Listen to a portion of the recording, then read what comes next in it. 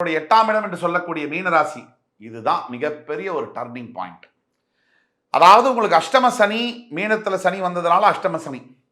அதில் பாருங்க, ஜூன் 2ஆம் தேதிக்கு பிறகு இந்த அஷ்டம சனியை குரு பகவான் பார்க்கிறார்.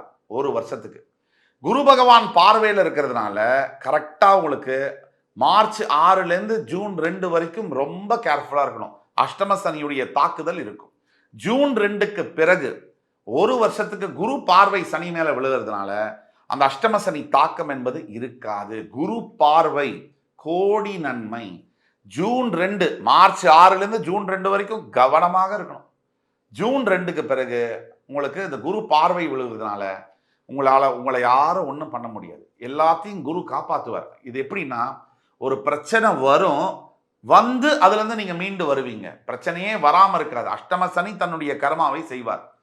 என்ன பிரச்சனையை தருவார். ஆனால் அந்த பிரச்சனையை வந்து குரு பகவான் உங்களை காப்பாற்றி கூட்டிகிட்டு வருவார். அந்த பிரச்சனையே உங்களுக்கு ஒரு பாசிட்டிவாக, அதில் ஒரு லாபம் வரா மாதிரியான அமைப்பை குரு பகவான் ஏற்றி தருவார். எப்படின்னா, ஒரு வண்டியை ஓட்டிகிட்டே போகிறீங்க, உங்கள் வண்டி இன்னொரு வண்டி மேலே சரியாக ஒராசிருச்சு, ஒரு தகராறு நடக்குது. பார்த்தீங்கன்னா, அந்த எதிர்க்க வந்த வண்டி நபர் பெரிய ஒரு தொழிலதிபர், உங்களுக்கு ஒரு வேலையை போட்டு கொடுத்து, இது ஒன்றும் கவலைப்படாதீங்க, இப்படியா நீங்கள் இந்த வேலை செய்கிறீங்களா அப்படின்னு அந்த விஷயமே நெகட்டிவான விஷயம் பாசிட்டிவாக மாறக்கூடிய விஷயங்கள் நடக்கும்.